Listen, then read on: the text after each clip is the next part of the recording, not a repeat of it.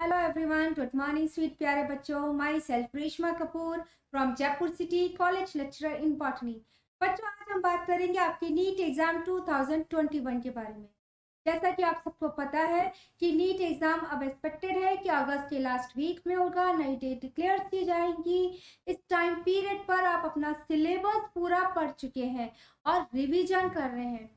तब इस रिवीजन के लिए इन लास्ट 2-3 मंथ्स में हमारी क्या स्ट्रैटेजी होनी चाहिए, कौन सी अप्रोच पर हमें काम करना चाहिए, अपनी प्रिपरेशन कैसे करें जिससे कि बायोलॉजी में हमारा 360 स्कोर आ जाए, हमारा ये टारगेट अचीव हो जाए कि बायोलॉजी के पेपर में 360 मार्क्स मेरे बन जाएंगे। ठीक है, तो इन सब चीजों के लिए हमारे को हार्ड वर्क तो करना है, बट हमारे को अब काम करना है स्मार्टली, ताकि हम 360 का स्कोर बायोलॉजी में लेकर पक्के हो जाए, कॉन्फिडेंट हो जाए। तो बच्चों, जब भी आप कोई कंपटीशन देते हैं, जैसे आप नीट का कंपटीशन दे रहे हैं या मैं बात करूं किसी भी कंपटीशन के लिए, तो आपके पास अपने सिलेबस का एक कंप्लीट एनालिसिस होना चाहिए। ठीक है, जैसे कि नीट में आपको पता है क्लास 11th में 5 यूनिट दी गई है। जितना भी आपका नीट का सिलेबस है, क्लास 11th में से 5 यूनिट है और क्लास 12th में से 5 यूनिट है। टोटल बन जाती है 10 यूनिट्स। ठीक है, अब इन 10 यूनिट्स का इक्वली वेटेज नहीं है। जब भी हम पढ़ते हैं, हमारे को पता होना चाहिए कि जो टॉपिक हम पढ़ रहे हैं, जो यूनिट हम तैयार कर रहे हैं, उस यूनिट का पेपर में कंपटीशन में वेटेज कितना है, कितने क्वेश्चंस बनते हैं, ये चीज हमारे को क्लियर होनी चाहिए। साथ ही पता होना चाहिए कि किस टॉपिक में से किस तरह के प्रश्न पूछे जाते हैं, प्रश्नों की प्रकृति क्या है, क्या किसमें से कौन से कंसेप्ट पूछा जाता है, किसमें एप्लीकेशन बेस्ड ज्यादा क्वेश्चन आते हैं, किसमें डायरेक्ट लाइन टू लाइन आ जाते हैं, या एग्जाम्पल्स पूछ लिए जाते हैं किसमें से ज्यादा, या अपवाद भी आ जाते हैं। तो इस तरह की चीजें हमारे दिमाग में क्लियर होनी चाहिए। अब अगर यूनिट 10 की हम बात करें, तो नीट के पेपर में जो यूनिट 10 दी गई है, आज हम एनालिसिस करेंगे कि लास्ट 5 to 7 ईयर्स में इन यूनिट 10 में से टोटल कितने नंबर ऑफ क्वेश्चंस पूछे गए हैं, जिससे थोड़ा सा हमारे को आइडिया लग जाता है कि किस यूनिट का कंपटीशन में कितना वेटेज है। जहां तक बात करें स्ट्रैटेजी की, तो इस लास्ट 2-3 पीरियड्स में, लास्ट 2-3 मंथ्स में आपको पता होना चाहिए कि आपके 45 क्वेश्चंस बनेंगे फिजिक्स में से, 45 क्वेश्चंस आपके बनेंगे केमिस्ट्री में से, एंड 90 क्वेश्चंस आपके बनते हैं बायोलॉजी में से। तो जब आप रिवीजन कर रहे हैं, तो जितना टाइम आप फिजिक्स और केमिस्ट्री को दे रहे हैं, सीधी सी बात है, सीधा सा गणित है, उससे ज्यादा टाइम, उससे जस्ट डबल टाइम आप बायोलॉजी को देंगे, क्योंकि ये 50% स्कोरिंग है। ये सिलेबस आपके पूरे पेपर में से 50% स्कोर कर रहा है। तो इसको हमें ज्यादा टाइम देना है, इसको अपनी स्ट्रेंथ बना लेना है। सीधा सा ऐसे समझ लो कि बायोलॉजी हमारी स्ट्रेंथ है।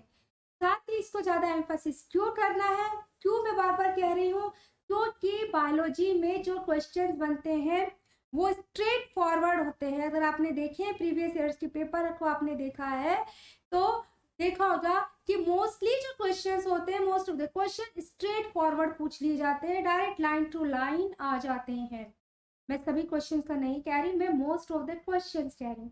साथ ही बायोलॉजी के पेपर को सॉल्व करना, ये अटेम्प्ट करना इजी होता है comparative to physics and chemistry. ना तो इसमें कोई लंबी लंबी कैलकुलेशंस होती है, ना ही ऐसे केमिकल फॉर्मूलेज होते हैं।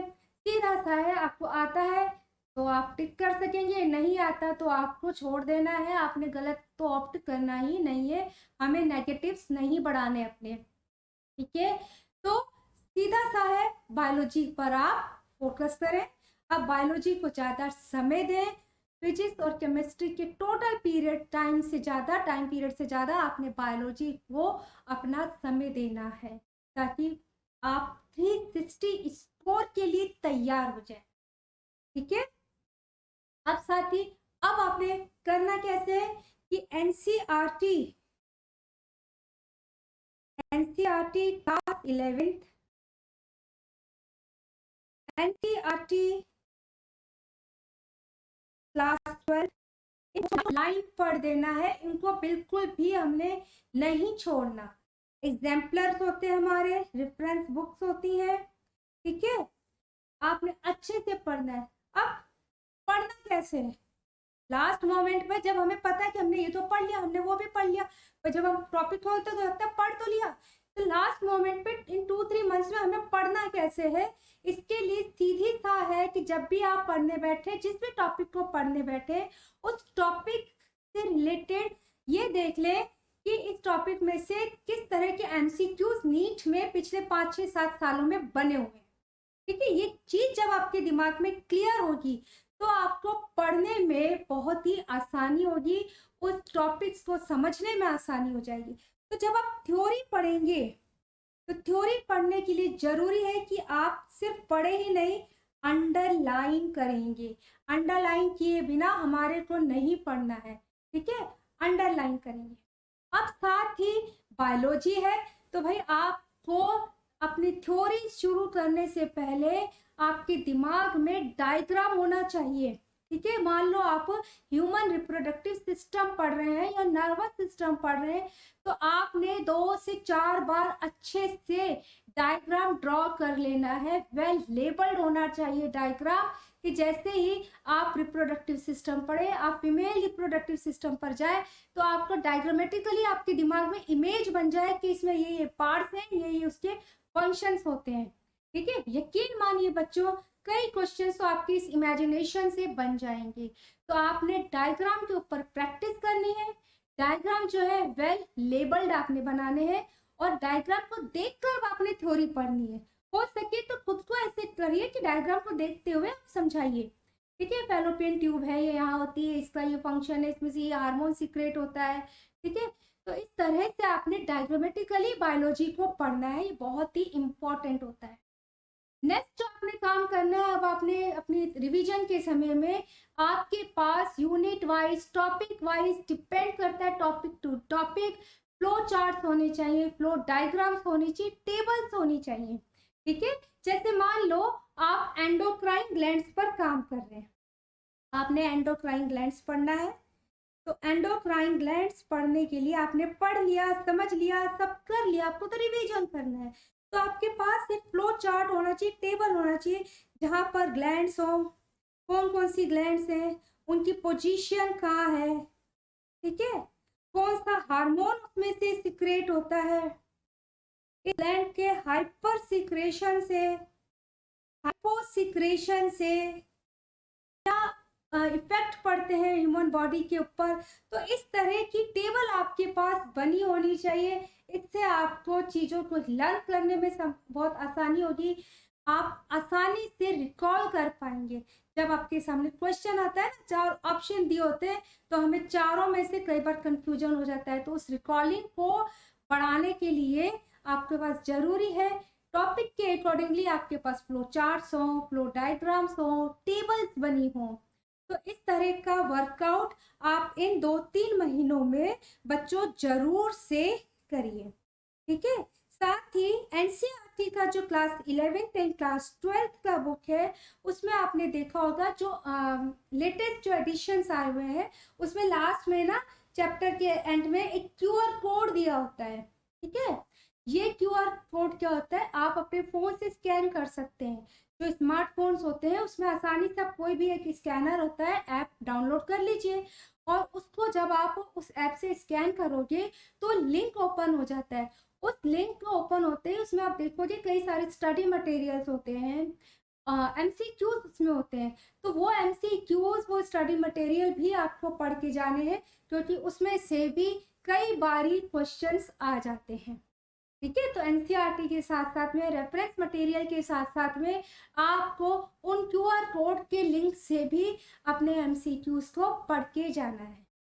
साथ ही आजकल जैसे आप यूट्यूब देखते हैं, कई सारे चैनल्स हैं, तो आप इधर उधर आप मत जाइए। कोई भी एक चैनल जिसका भी आपको समझ में बनता है, उस एक चैनल को आप पकड़ के रखिए। उस चैनल के आप यूट्यूब वीडियोस जो है अपनी रिकॉर्डिंग के लिए आप देख सकते हैं। ठीक है, इधर उधर भागने का अब हमारे पास समय नहीं है, क्योंकि चीज एक ही होती है, लेकिन हर किसी का पढ़ाने का तरीका अलग हो जाता है ना। तो आप एक चैनल के ऊपर फोकस करके हुए अपनी तैयारी को करें। तो ये आपने बात कर ली कि आपने एनसीईआरटी की बुक्स पढ़नी है, क्यूआर कोड में से आपने पढ़ना है, आपने रेफरेंसेस देखने हैं, आपने एग्जाम्पलर्स को पढ़ना है। ठीक है, अब हम देखते हैं कि जो लास्ट 5-7 ईयर्स में जो 10 यूनिट हैं, उन 10 यूनिट में से कितने यूनिट में से कितना क्वेश्चंस बन चुका है।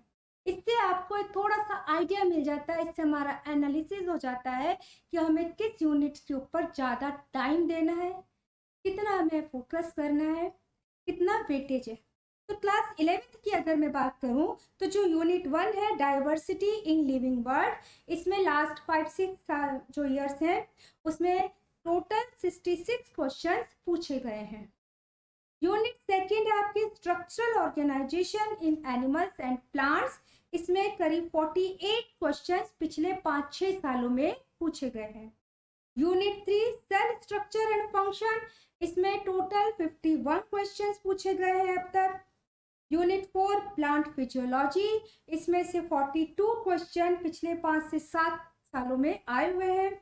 और यूनिट 5 ह्यूमन फिजियोलॉजी में से टोटल 94 क्वेश्चन पिछले 5-7 सालों में बन चुके हैं। तो आप देख रहे हैं कि ह्यूमन फिजियोलॉजी में से सबसे ज्यादा जो क्वेश्चंस बन जाते हैं। क्लास 12th में अगर हम देखें तो क्लास 12th में जो आपकी फर्स्ट यूनिट है रिप्रोडक्शन, इसमें टोटल 60 क्वेश्चन पिछले 5 सालों में पूछे गए हैं। जेनेटिक्स एंड इवोल्यूशन, इस वाले यूनिट में से 90 क्वेश्चन पूछे गए हैं।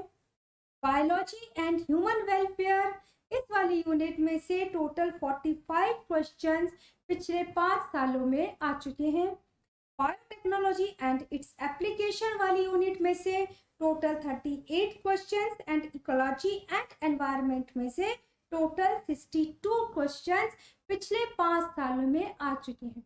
तो इन जो पैरामीटर्स दिए गए जो क्वेश्चंस का एनालिसिस है, इससे आप एक बेसिक आइडिया लगा सकते हैं कि हमारे को किस यूनिट में से कितनी प्रिपरेशन करनी है, कितना उसको टाइम देना है। ये तो है एक चीज। दूसरा ये बच्चों की जब आप रिवीजन कर रहे हैं तो आपको प्रैक्टिस करना बहुत जरूरी है, क्योंकि जब हम पढ़ते हैं ना लाइन टू लाइन तो हमें लगता है याद तो है, आता तो है, पर जब 4 क्वेश्चंस ही होते हैं और यकीन मानिए क्वेश्चंस में आपको ये नहीं है कि आप आसानी से देखेंगे और आंसर अपना करेक्ट वाला ऑप्ट कर लेंगे, नहीं। क्वेश्चंस में कहीं बहुत सारे कंफ्यूजन्स हो जाते हैं, मिलते जुलते हमें आंसर लगते हैं, लगता है ये भी सही है ये भी सही है। तो इस तरह की जो स्थिति आती है ना, उससे कोप अप होने का, उसको दूर करने का सिर्फ एक ही तरीका है, प्रैक्टिस प्रैक्टिस एंड प्रैक्टिस। ज़्यादा से ज़्यादा आप MCQs करिए। तो अब आपके पास सफिशिएंट अमाउंट में होने चाहिए MCQs, ठीक है, इसी से आपकी प्रैक्टिस बनेगी। अब इन MCQ से प्रैक्टिस कैसे करनी है, उसके लिए आपको क्या करना है, जैसे मान लो आप यूनिट 1 अभी पढ़ रहे हैं, ठीक है। यूनिट 1 में मान लो आपके 4 चैप्टर्स हैं, जैसे suppose chapter 1, chapter 2, 3 and 4 chapters में डिवाइडेड है ये यूनिट्स। तो अभी आपको क्या करना है कि चैप्टर 1 किया, इससे रिलेटेड MCQs आपने सॉल्व करने हैं। Chapter 2, chapter 3 and chapter 4। अब MCQs को सॉल्व करना है कि जब आप MCQs को सॉल्व करें तो बहुत ज़्यादा ईमानदार रहना है आपको अपने लिए, किसी और के लिए नहीं, अपने लिए। तो आप इमेजिनेशन करिए कि आप एग्जामिनेशन हॉल में हैं, उसी तरह के एनवायरनमेंट में बैठिए। अपने पेरेंट्स को, अपने छोटे भाई बहन को कह दो कि कोई डिस्टर्ब नहीं करेगा मुझे। अपने मोबाइल्स को आप ऑफ कर दीजिए। ये नहीं कि ड्यूरिंग आप प्रैक्टिस कर रहे हैं और आपका फ़ोन आ गया, किसी दोस्त का है, कोई मैसेज आ गया, तो आप उसमें लग रहे हैं कि क्या फ़र्क पड़ता है 2-5 मिनट में। नहीं, बिल्कुल ऐसा नहीं करना, ये चीटिंग हो जाएगी। चीटिंग नहीं करनी है हमारे को, क्योंकि हमारे को 360 स्कोर करना है बायोलॉजी में, ठीक है। तो इस 360 स्कोरिंग के लिए जरूरी है आप हार्ड वर्क करें, स्मार्ट वर्क करें, बट ऑनेस्ट रहें। तो इस ऑनेस्टी के लिए आप एग्जामिनेशन हॉल की तरह अपने आप को बैठ कर रखिए। आप अपना मोबाइल को ऑफ कर दें और एक टाइमर आपके पास में होना चाहिए, चाहे तो आप अपने मोबाइल से कर सकते हैं या फिर अपना कोई छोटा टेबल क्लॉक आप ले लें। ये टाइमर लेकर आप बिल्कुल टाइम पीरियड सेट करते हुए अपने MCQs को सॉल्व करना है। फिर जब आपने MCQs को कर लेना है, देन आप एनालिसिस करेंगे। तो बच्चों यहाँ पर आपको सबसे पहले तो ये देखना है कि आपने एक क्वेश्चन को अटेम्प्ट करने में एवरेज कितना टाइम लगा, ठीक है। दूसरा आपको ये देखना है कि कौन से क्वेश्चन से जो आपसे गलत हो गए, जो नहीं बने आपसे, आपको नहीं आए, क्या वो कंसेप्ट बेसिस है, क्या वो लर्निंग बेसिस है, क्या वो एप्लीकेशन बेसिस है। मीन्स आपको अपनी खुद वीकनेस ढूंढनी होगी, ठीक है। इस तरह से काम करते हुए आपने हर यूनिट के एमसीक्यूज को करना है। जब एक यूनिट के सभी एमसीक्यूज हो जाए, सभी चैप्टर्स के एमसीक्यूज हो जाए, तब आपने पूरी यूनिट का आपने एमसीक्यूज को कर लेना है, ठीक है। होल यूनिट का आपने एमसीक्यूज करना है और इसी स्ट्रैटेजी को आपने लेना है, इसी तरह से एमसीक्यूज करने हैं, टाइमर लगाना है और एनालाइज करना है अपने आंसर्स को, अपनी वीकनेस को, अपनी स्ट्रेंथ को। इस तरह से यूनिट 1 से लेकर आप यूनिट 10 तक के सभी एमसीक्यू आपने कर लेने हैं। आपने रिवाइज किया एक टॉपिक, एमसीक्यू रिवाइज किया, एमसीक्यू, इस तरह से आपने प्रैक्टिस करनी है।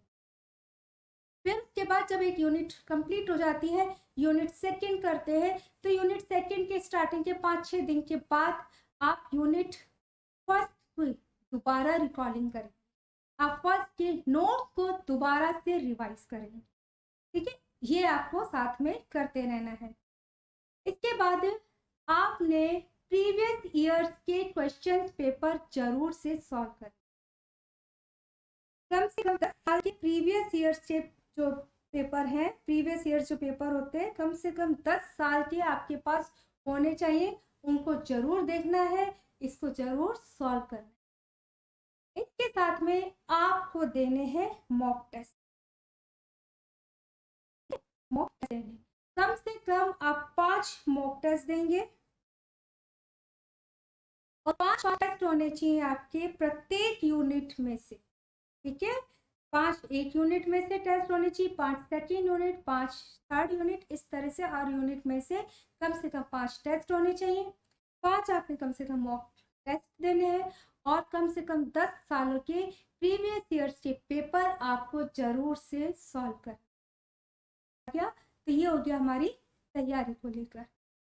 अब हमारे को ड्यूरिंग एग्जामिनेशन क्या करना है। जब हम एग्जामिनेशन रूम में पहुंच जाते हैं, तो बच्चों जब आप एग्जामिनेशन रूम में पहुंच जाते हैं, आपको बिल्कुल नहीं घबराना है, कॉन्फिडेंट रहिए कि हाँ मैं कॉन्फिडेंट हूँ, मेरा जो है आसानी से बायोलॉजी का पेपर क्लियर हो जाएगा, मैंने पढ़ा है, मैंने एनालाइज किया है। और यहाँ मैं आपको बता दूँ कि अगर हम क्वेश्चंस का नंबर देखें, तो जो भी एनालिसिस हुआ है उसके अकॉर्डिंगली ये है कि 69% ईजी क्वेश्चंस बनते हैं, जिसको एवरेज बच्चा भी कर लेता है।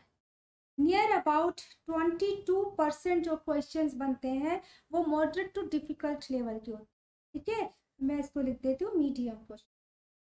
नियर अबाउट 6 to 7% जो क्वेश्चंस बनेंगे वो हार्ड होते हैं, डिफिकल्ट होते हैं। 69% जो क्वेश्चन है इजी, वो तो सभी बच्चे कर लेंगे, एवरेज स्टूडेंट भी उसको कर लेगा। 22% जो क्वेश्चन बनता है ये डिसाइड करेगा कि आपका नीट में बायोलॉजी में स्कोरिंग क्या होगा, आपका सीट को क्योर करेगा। और जो 6 to 7% का क्वेश्चन है ये डिसाइड करेगा कि आपको कौन सा एम्स मिलता है, ठीक है। तो इस तरह से ये नंबर ऑफ क्वेश्चंस का है कि आपके पेपर में easy, moderate to difficult and difficult questions का नंबर कितना होता है परसेंट वाइज। अब जब आप अपने एग्जामिनेशन रूम में पहुंच गए हैं, कुछ समय पहले पहुंचिए, शांति से बैठकर अपने पेपर को, अपने रोल नंबर वगैरह, आप जो भी फॉर्मेलिटीज होती है उनको फिल कर लेना है। इन फॉर्मेलिटीज की भी बच्चों 2 से 4 बार आप प्रैक्टिस कर लीजिए, प्री प्रैक्टिस करके ही जानिए। ये मैं अपनी एक्सपीरियंसेस पर कह रही हूँ। मेरी बेटी ने भी आईआईटी कानपुर की स्टूडेंट है, उसने फर्स्ट अटेम्प्ट में आईआईटी क्लियर कर लिया था और इसी स्ट्रैटेजी को फॉलो किया था। मैंने भी ड्यूरिंग अपने कंपटीशन इसी स्ट्रैटेजी पर काम किया। तो 15-20 मिनट पहले आपको अपनी सारी फॉर्मेलिटीज को फिल कर लेना है, इसकी प्री प्रैक्टिस होनी चाहिए। और बच्चों बहुत इंपॉर्टेंट, जब आप इन सब चीज़ों को कर लें तो वहां बैठ के एक बार अपने प्रभु को, अपने ईश्वर को जरूर याद करें, उनसे जरूर आशीर्वाद लें, अपने पेरेंट्स को याद करें, उनका जरूर आशीर्वाद लें। बच्चों इस चीज में, इस आशीर्वाद में बहुत शक्ति होती है। जब आपके पास में पेपर आ जाता है, आप शांति से सबसे पहले बायोलॉजी का पेपर करेंगे, फिजिक्स और केमिस्ट्री का हम बाद में सॉल्व करेंगे। बायोलॉजी का जब आपके पास पेपर आता है तो सरसरी निगाह पर आपने एक बार क्वेश्चंस को पढ़ लेना है, और जो क्वेश्चंस आसानी से एक ही निगाह डालने पर आपके बन जाते हैं, आपके क्लियर हो जाते हैं, उसको आपने एक रफ शीट पर टिक कर लेना है। आजकल तो सारा कंप्यूटराइज्ड होता है, आपने टिक पेंसिल से लिख लेना है उसका answer, question 1, answer A B जो भी है, ठीक है, इस तरह से। फिर उसके बाद लेंथी क्वेश्चन और स्टेटमेंट बेस्ड जो क्वेश्चंस होते हैं उनको सॉल्व करना है। टारगेट रखना है हमारा कि 50 मिनट के अंदर हमारा बायोलॉजी का पेपर कंप्लीट हो जाए, ठीक है। ये करने के बाद आपने अपना बायोलॉजी पेपर के बाद में केमिस्ट्री और फिजिक्स के पेपर को उठाना है, उसको हमने सॉल्व करना। अब हमें क्या नहीं करना है, कभी भी हड़बड़ाहट में जल्दी जल्दी में आप गलत आंसर को फिल नहीं करेंगे। हमें बिल्कुल नहीं घबराना, 3 महीने हैं हमारे पास, हम अच्छे से तैयारी कर सकते हैं। इस स्ट्रैटेजी को लेते हुए हम केमिस्ट्री और फिजिक्स की तैयारी कर सकते हैं। हमारे को बहुत ही कॉन्फिडेंटली, बिल्कुल केयरफुली, ध्यान से सही जो ऑप्शन है उसके ऊपर टिक करना है, उसके सर्किल को फिल करना है। बच्चों आपने गलत नहीं करना, काटापीटी नहीं करनी है, हमें नेगेटिव्स नहीं चाहिए, ठीक है। तो इसी चीज़ों को ध्यान रखते हुए आप अपनी तैयारी करिए। जल्दी ही मैं आपके इन सभी 10 यूनिट्स के ऊपर MCQ सीरीज लेकर आ रही हूँ। ये सीरीज टोटल चैप्टर 838 में होगी। बच्चों मेरी आप सबसे रिक्वेस्ट है, अगर आपने मेरे चैनल को सब्सक्राइब नहीं किया है तो प्लीज़ आप सब्सक्राइब जरूर करें। आपकी कोई भी क्वेरीज हो तो उसको कमेंट सेक्शन में आप लिख कर मुझे बताइए। अपने फ्रेंड्स के साथ में शेयर करें, लाइक करें। थैंक यू बच्चों।